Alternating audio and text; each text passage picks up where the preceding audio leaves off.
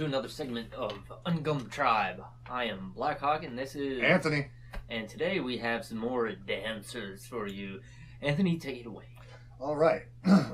For those who are unfamiliar and did not see the last episode of Danswers, first of all, scroll back through our videos and be sure to check that out.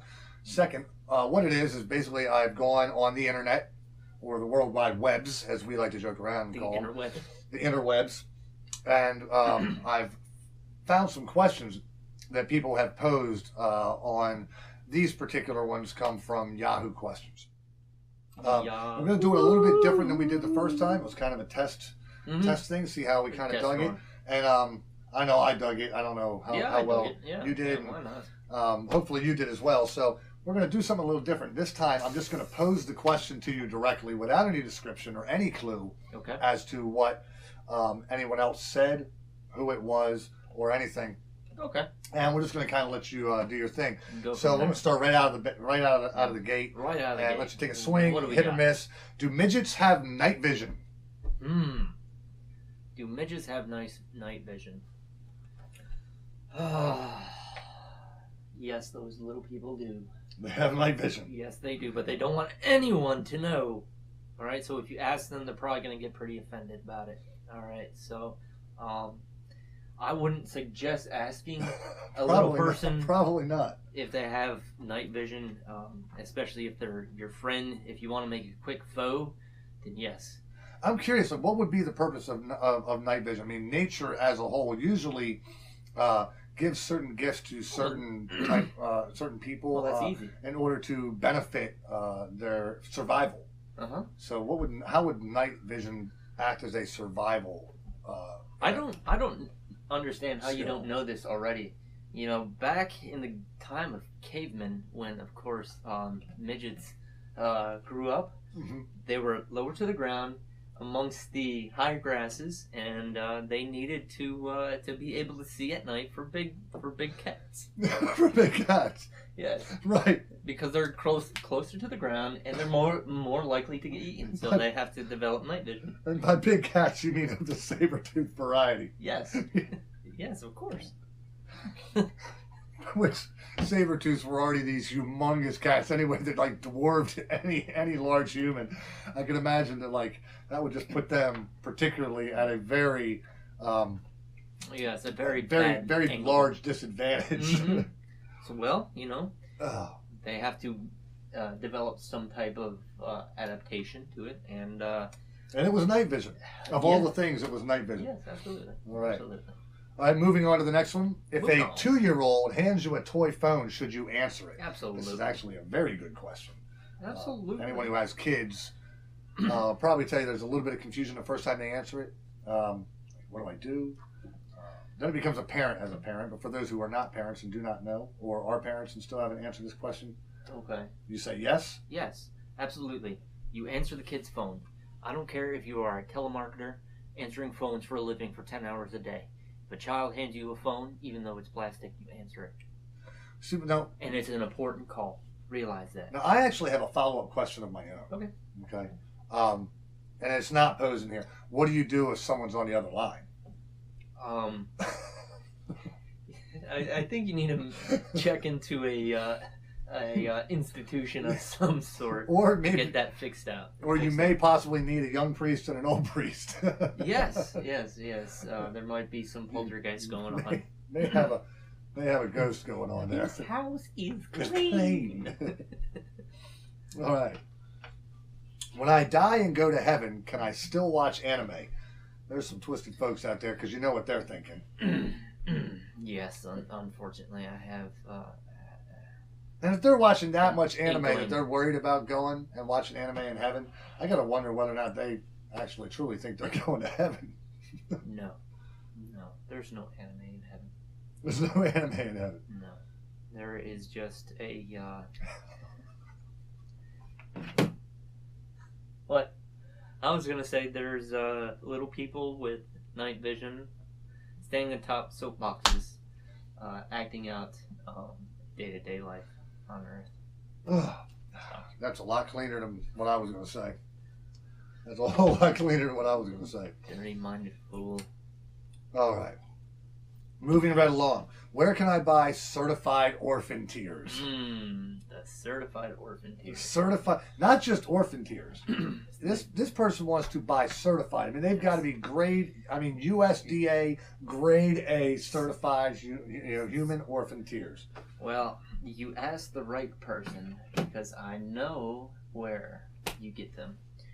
There are little gnomes that ride on the floorboards of returning orphans from their foster care.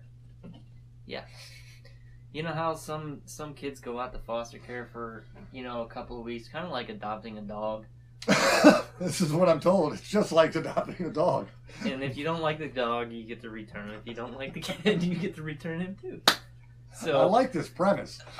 This metaphor. But the kids aren't as happy as the would-be parents would be. So they cry, and there's these little gnomes that collect tears, and they bring them back to the South Pole because we all know that that's where they send rejected orphans. Yes, is the South.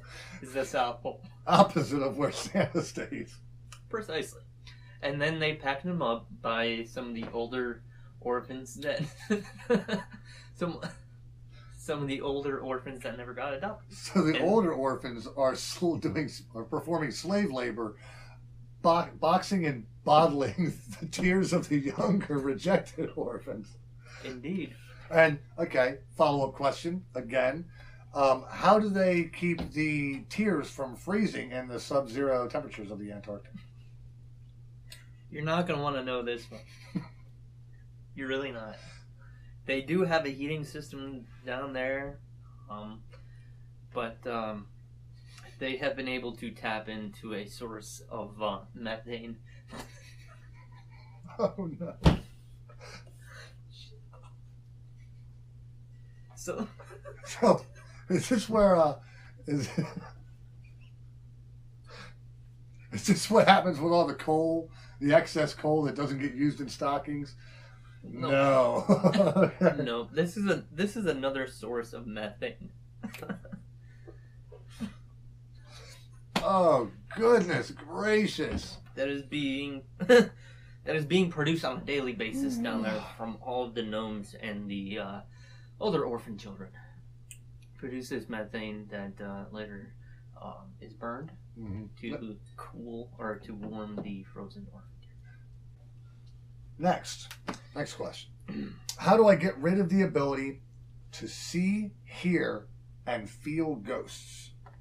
See, hear, and feel. See, hear, and feel ghosts. How do you get rid of that ability? Well, I watch a movie. You've watched a movie. We've all seen this movie. We need to call in some professional help from another little person. And when the poltergeist is gone, she will tell you, as she told us one fateful day, that this house is clean. So we need an old priest, a new priest, and a little person. I had no idea that I was predicting the future when I stated that earlier. That is awesome. All right, so crawl into the mind of Blackhawk and you'll see you will never sleep again. You'll never sleep again. All right. Final question. Final question. And you may not want to answer this one. Okay. But you have to. Okay. I will well, answer it. I don't know. I will do it to the best of my ability. To your discretion. When a guy says, "Go make me a sandwich," what's a good comeback? When a guy says, "Go make me a sandwich," this young lady wants to know when a guy says, "Go make me a sandwich," what's a good comeback? Some advice for the ladies when dealing with their chauvinistic big men. From a misogynist to another misogynist, huh? Well, and keep in mind, our producer is present while recording today. And, that she is. Well, I'm gonna be short and sweet. You make the man a sandwich. Oh, wow. No, I'm just kidding. Wow. Well, no. See. Oh. So, wasn't finished yet. It's really. Go ahead. You didn't say make the man a sandwich. But when you get there, all right, and he thanks you, slap him in the face with the damn sandwich. See, I would think. I don't know. There's a lot of things that I would think that probably I got to be careful what I say because I don't want anybody to get that. A lot of arsenic, mayo, mustard, a lot of condiments on this with nothing else really. Nothing. You want to make a you want to make a mess. Right. I mean, if he wasn't specific, yeah, he gave you free range. Mm-hmm. Don't put arsenic in it. Don't put anything that's going to harm the person. But definitely, if they're not specific and they're being that much of a pig, mm-hmm. I mean, I don't know. Yeah, make the man a sandwich and then. I say have some fun with it. Yeah. You know. Yeah. And then leave it sitting somewhere else. You didn't say bring it to him or anything. So. Yeah. All right. Well, I don't know how fruitful that was. I know I was entertained. Hopefully you were as well. Thank you for tuning in to another episode of UnGlum Tribe. Please be sure to subscribe, like, comment, and share. And until next time, I'm Anthony. And I'm Blackhawk. Stay on Glum, chums.